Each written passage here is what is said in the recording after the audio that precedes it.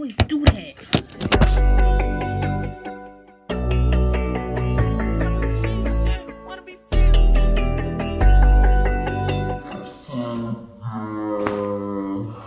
It's your girl, not It's back with another video. Y'all already know what's going on. Yeah. But anyways, so today I'll be telling y'all about the time I got my breast reduction. So I ain't gonna make this long. I ain't gonna make it short. I'm gonna just make it. I'm just playing. But let's get into the video. Okay. So When I was 13, I always had big breasts. Cause it's like it run in my family. My mom got big breasts, my cousins, all that. It's just like a long line of big breasted women. So like, I got them I had them, and my sister got them. But hers fit her body. Mine didn't really fit my body, cause it's like my breasts, the way my body was set up, I was never really like a big girl, like heavy set.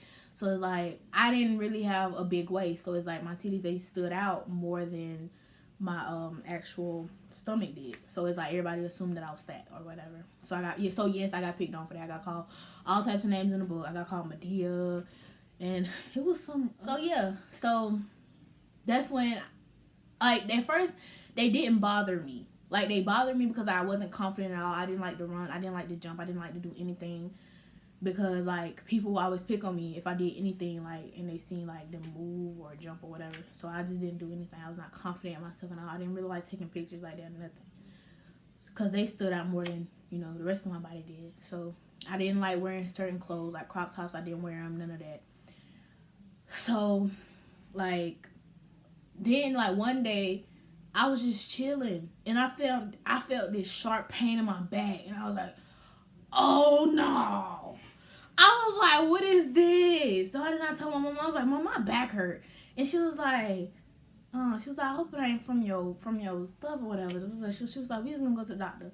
So I went to the doctor. I seen the doctor or whatever, and they sent in this professional that's known for doing like real good on breast reductions or whatever, which was what I was getting. So he looked at me and everything, and he was like, yeah, they are pretty big for you to be that age, because he was Chinese. So he's like, they are pretty big for you to be that age. So that's when that's when he took pictures and everything. He looked at me, all that, which was kind of uncomfortable, because it was like, I'm not used to no other man looking at me. I mean, but you know, he was professional, so you know. But you know, me being a girl, you know, like I'm seeing your body like that. But yeah, so.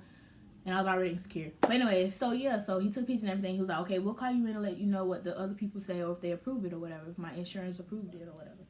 So that's when, like, a few weeks or months later, they ended up approving it, and they called me, they gave me this soap and stuff that I need to bathe with for when I got my surgery or whatever. So they was prepping me for it, and then that's when they called me, and it was officially time for me to do it. Like, they just kept calling me and making sure I wanted it.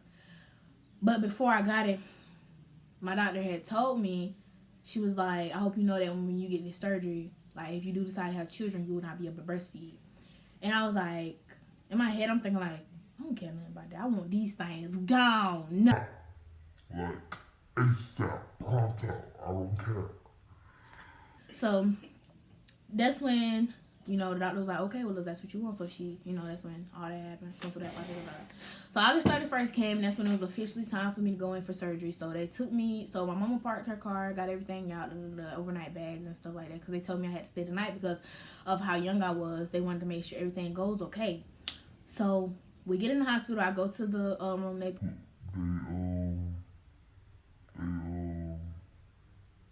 They say I gotta go in or whatever. I was in the MCG children's part of the hospital, and I was sitting in there. It wasn't really nothing on TV, so I was sitting in there watching Puppy Dog Pals, I think, or Mickey Mouse or something. So that's when the doctor came in. She was like, hello. You know how them doctors come in. They're like, hello, are you ready? Are you excited? Are you nervous? Yeah. So I'm like, I'm okay. I'm pretty nervous, though. You know, for surgery. I ain't never really had a surgery in my life. Especially nothing like this where they have to cut on me. So, yeah, I was pretty nervous. So that's when she came in there. She was like, okay, well, she taught me and everything, and was like, how long the wait gonna be, So that's when she told me, she's like, pick a flavor. They had like this little chart with different amnesia scents on there. So she was like, pick a flavor. I was like, okay, well, watermelon. It was either watermelon or peach, one of them. So that's when I sat in there for a few weeks. Me and my sister and mom, we all sat in there for a few minutes, which felt like forever. But eventually they came in there, they gave me a gown I had to put on and all that stuff like that. So I put on the gown and everything, put my clothes in the little hospital bag they gave me. And that's when they started rolling me out. So my mom gave me a kiss, all that stuff like that. And that's when they rolled me in there. And they put the little mask on my face, which knocked me out. Cause like, boy, I couldn't do nothing. They was telling me to do this, do that, and I'm like half dozed off. Like, I'm dozing off. So finally, when I lay my head back, I'm knocked out. I don't even remember going to sleep. Like, really, I don't. So I went to sleep or whatever, and that's when I woke up. And I'm like, you know, like when you go to sleep, cause I remember like I just seeing doctors around me. Then I woke up and I'm like, I see my mom and my sister. And I'm like, how long was I in there? Cause it felt like a few minutes. Cause you know, like when you sleep, it don't never feel like as long as it actually is. Like when you're in a situation like that. So they was like, the surgery was like 2-3 hours. I'm like, dang, y'all really shut out here that long?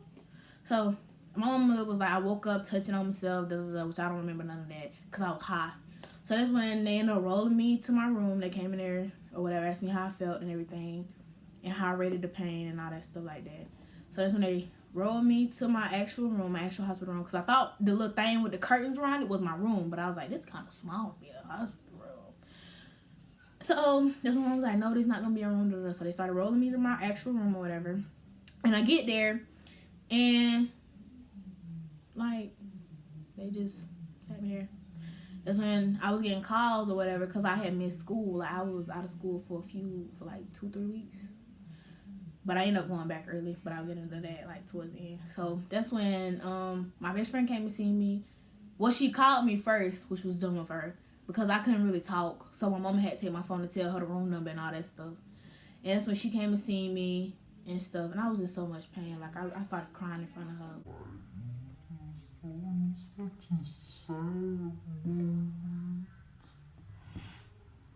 Yeah. She came to see me or whatever, and that's when she brought me some balloons and stuff like that, and she leaving. So like then it came nighttime. It was time for me to go to sleep. And my mom, but before I'm messing up. My mom tried to feed me. I couldn't eat. So when you had that type of surgery, I could like when you have that type of surgery, you can't really eat like after. For some reason, you can't use the bathroom, and like of course you can't move around by yourself. Cause like when I tell y'all that was pain. Like I kept messing around and putting my arms down, and I hit them stitches. Oh boy, talk about pain. Felt like I got shot in the titty. I'm just playing, but for real. So that's when nighttime came. I went to sleep. I was in and out of sleeping, out of my sleep. Like I wake up, go back to sleep, watch TV, wake up, go back to sleep. You know, it's back and forth because I wake up every time the doctor came in there to put the little IV thing, like change it and check it and stuff like that. And they kept moving that thing around my arm. I'm like, what's wrong with y'all? But anyway, so yeah, they kept coming in there, messing with if I'm doing, make sure I was okay. And then morning time came, the doctors came and see me and stuff. And they took the bandages off. And before I left, they tried to give me something to eat, which was disgusting. The eggs had juice coming out. Hot eggs have juice coming out of it. And then the grits was soupy. I ain't never seen no grits that soupy. Even the grits I make don't be that soupy. And I can't even make grits for real. Anyways, so that's when it came time for me to go. So, of course, you know, I'm a crippled old lady. I can't really walk on my own or do anything. So that's when They had to roll me out in a wheelchair because, like I said, I couldn't walk. So the nurse rolled me out to my mama's car. My mama pulled out the car, and I got in the car. I came home, and my mama had went and got me some a salad from Zaxby's, and I couldn't really eat it like I wanted to. And Lord knows that salad was good. I ain't never had no salad from Zaxby's, and that salad was busted. But I couldn't eat it, so like I only ate like a few leaves out of it, and then I closed it up. And that's when I went back and laid in my room because I was in so much pain. And it was like, I was so bored. Like, I was so ready to go back to school, but I was like, dang, I can't go nowhere. So that's when a few days passed, and, like I still can't get in the shower, do anything, you know, stuff like that. But I was happy that I had got it, because I was like, dang, my titties smile, man. Ah! But that's when, like, one day I had seen this yellow stuff coming out of my stitches. So my mom thought it was infection, so she took me to the doctor. And we sat in there for like forever. Because, you know, hospitals for some odd reason take forever to assist you. Unless you're dying, they're going to take hours to come in your room. So that's when finally the doctor was like, okay, it's nothing major, that's going to happen, you know, stuff like that. So we went back home. As I said, weeks passed. I had to be homeschooled for a minute, I guess you could call it, because I had like a lady that helped me with my homework and stuff at home. And yeah, I had got most of my homework did. And like after that, I just got bored. I was like, dang, I miss my friends. I miss school. And at the time, I had a little crush. So I was like, I'm just going to see him too. But yeah, anyways. Yeah. But how about while I was out? That boy had audacity. The boy I liked had audacity to get a girlfriend. So disrespectful. But anyways. So finally, like the doctor said, I kept telling the doctor, I was like, okay, I'm ready to go to school. So he sent me back to school. I was still in a little pain, but it wasn't as major as it was after I got surgery. So I had went back to school or whatever. And like them kids was missing. Ooh, they made me mad. They made me so mad. I'm sitting in my desk all quiet, right? And then here come this girl. Oh my God, you ain't got no titties no more. I was looking at her, I was like, and then the whole class looking at me. I'm like, y'all looking at it. So everybody got over it and stuff like that. Everybody, like, when I got back, of course I got a lot of questions, and everybody was running up to me, hugging me. I was like, I missed you. How was it? Were you scared? You know, I got those type of questions. So that's when I was sitting at my desk, and they want to sit and play, and the desk bumped my titty, and that don't know it hurt it. I mean, it didn't hurt as bad, but it hurt it. Like, it hurt it enough.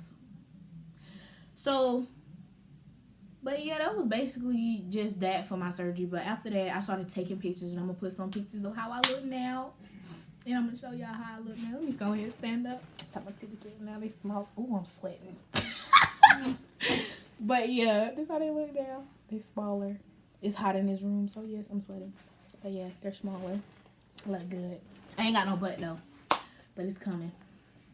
But yeah, my tips to you, like, if you do plan on having a breast reduction, like, it's not as bad, and it's gonna really be worth it, especially if you're not confident and you don't like your chest. Girl, go ahead and get that thing. Cause what the doctors don't tell you is like, could you breastfeed after doing that or whatever? And the internet says you can. After a certain period of time, you can breastfeed. I don't know how, but I'm not gonna argue with the internet. So, yeah. But my tips to you is just please stay out of school at the time the doctor say. Because don't go back. Because you're going to have your friends trying to be extra. And da-da-da-da. So, yeah. But, yep, that's my experience of when I had my first